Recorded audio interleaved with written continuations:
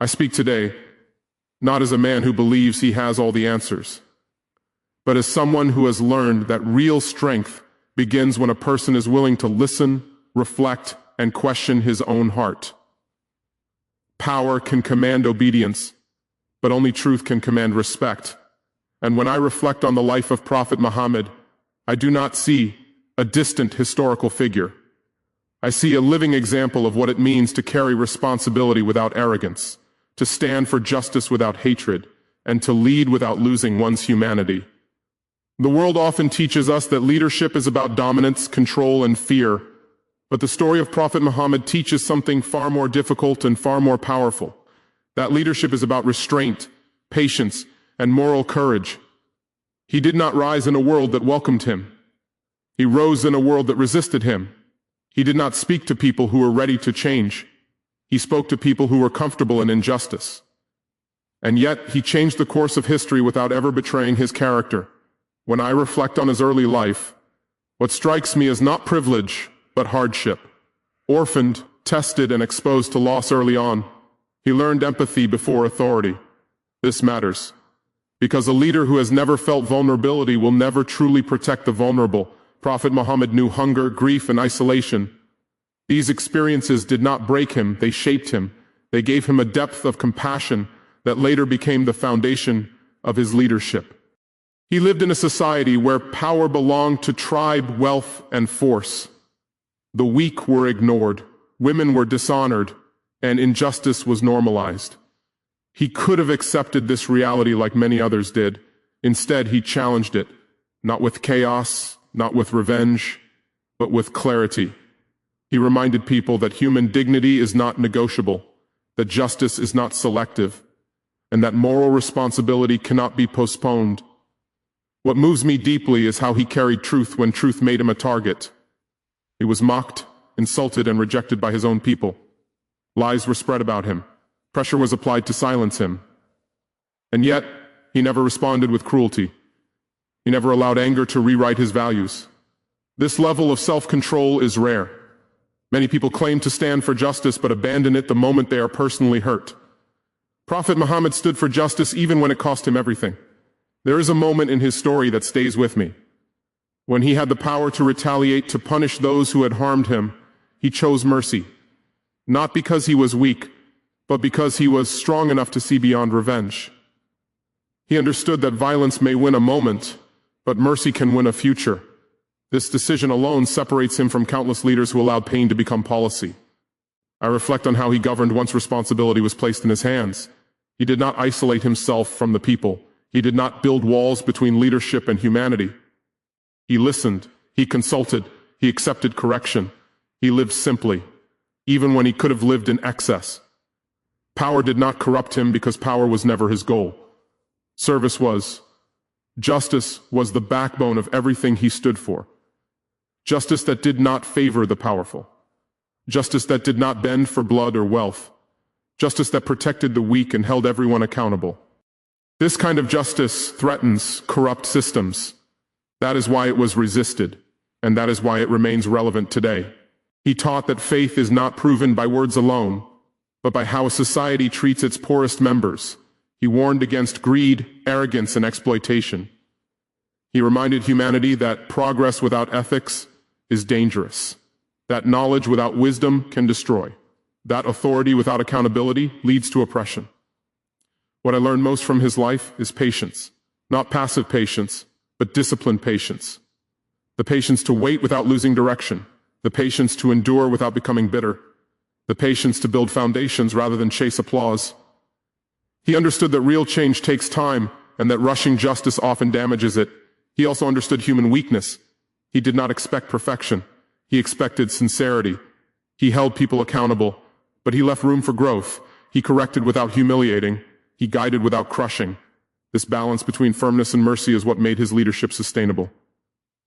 As I reflect on the world today, I see societies advanced in technology but confused in values. I see leaders with power but without moral clarity. I see noise everywhere, but wisdom is rare.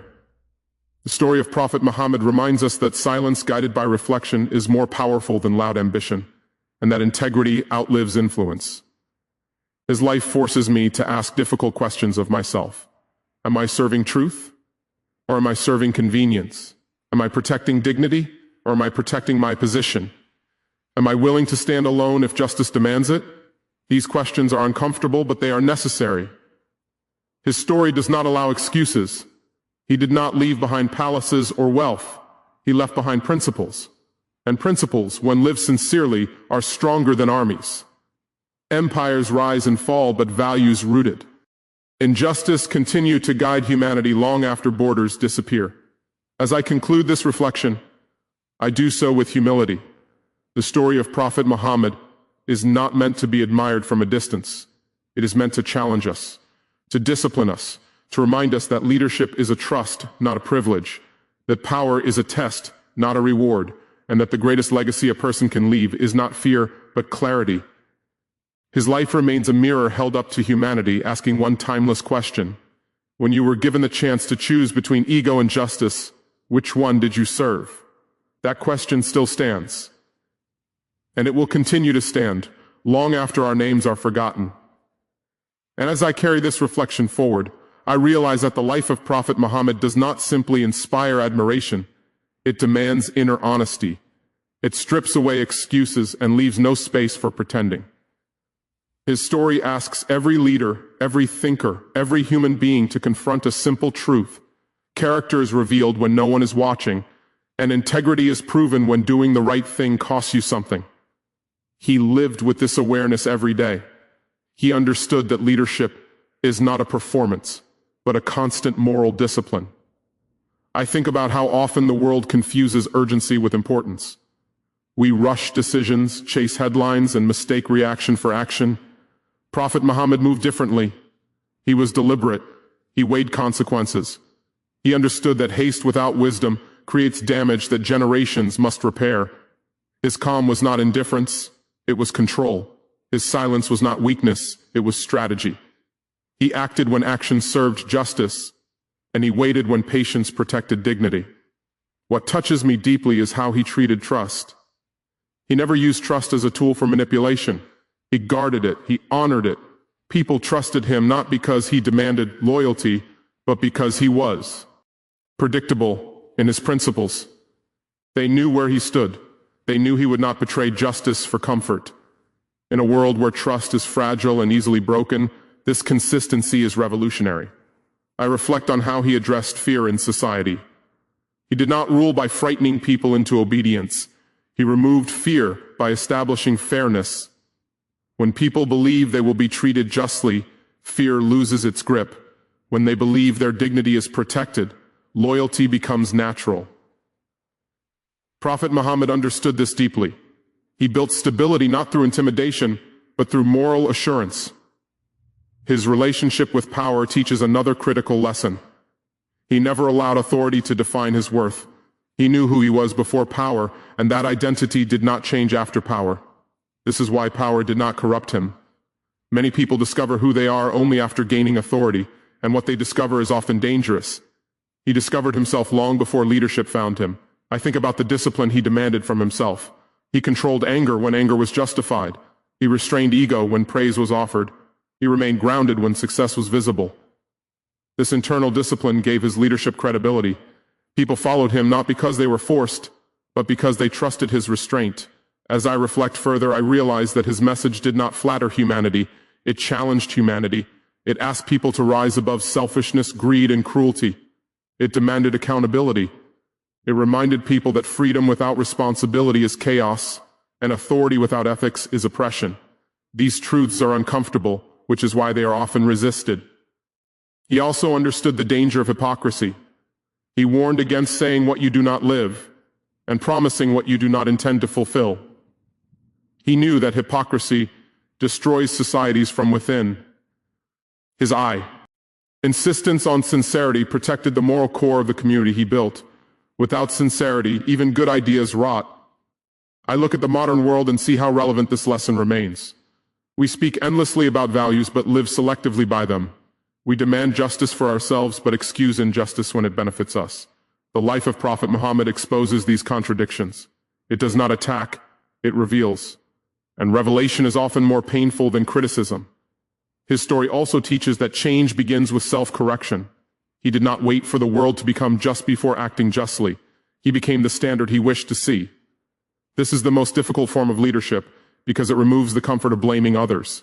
It places responsibility where it belongs, within. As I continue this reflection, I feel a deep sense of accountability. To speak about his life is easy.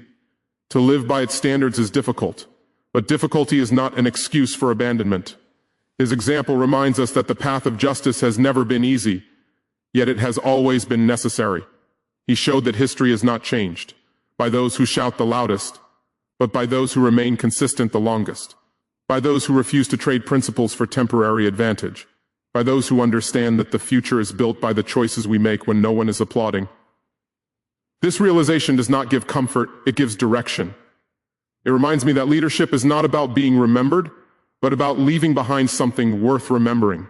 That influence is not measured by followers, but by the values that survive after you are gone. And as I carry this thought forward, I understand that the story of Prophet Muhammad will continue to challenge every generation that encounters it. It will continue to ask difficult questions. It will continue to unsettle comfort built on injustice. And it will continue to guide those who are brave enough to choose responsibility over ego, truth over convenience, and service over control. I begin to feel that the life of Prophet Muhammad does not merely teach leadership, it reshapes the meaning of responsibility itself. He understood that responsibility is heavy, often lonely, and rarely rewarded in the moment. Yet he carried it willingly. He never asked whether the burden was fair. He asked only whether it was right. This distinction defines the difference between those who seek power and those who accept duty. I think about how he treated disagreement. He did not silence it through fear, nor did he surrender truth to appease it. He listened, he reasoned, and when necessary, he stood firm. He knew that unity built on falsehood collapses quickly, while unity built on principle survives disagreement. This is a lesson the modern world desperately needs, where disagreement is often treated as an enemy rather than a test of maturity. What stays with me is how he understood time. He did not panic when results were slow. He did not abandon his values when progress seemed invisible. He trusted that sincere effort, grounded in truth, always leaves an imprint, even if it cannot be immediately measured. This patience gave his mission endurance. He worked for the future, not for applause in the present. I reflect on how he dealt with personal pain. Loss visited his life repeatedly. Loved ones were taken from him. Companions suffered before his eyes. Yet he did not allow grief to turn into bitterness. He allowed himself to feel pain, but he did not allow pain to poison his purpose. This emotional discipline is rarely discussed, yet it is one of the most powerful aspects of his character. He also understood the danger of ego in leadership. He warned against arrogance not as a theory, but as a lived reality. He showed that the moment a leader begins to believe he is above correction, decline has already begun. Prophet Muhammad remained approachable, self-aware, and grounded.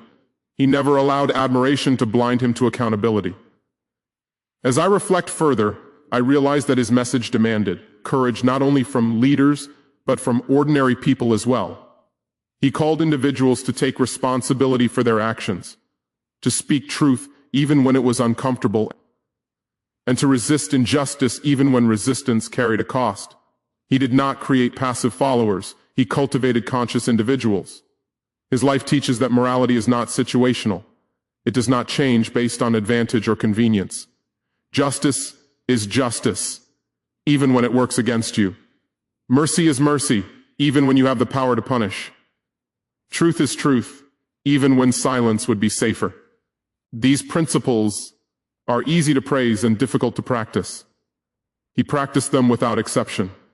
I look at the state of the world today and see how often people confuse survival with success. They compromise values to remain relevant. They trade integrity for security. Prophet Muhammad reminds us that survival without dignity is not success, and progress without ethics is not advancement. He measured success by alignment with truth, not by material gain.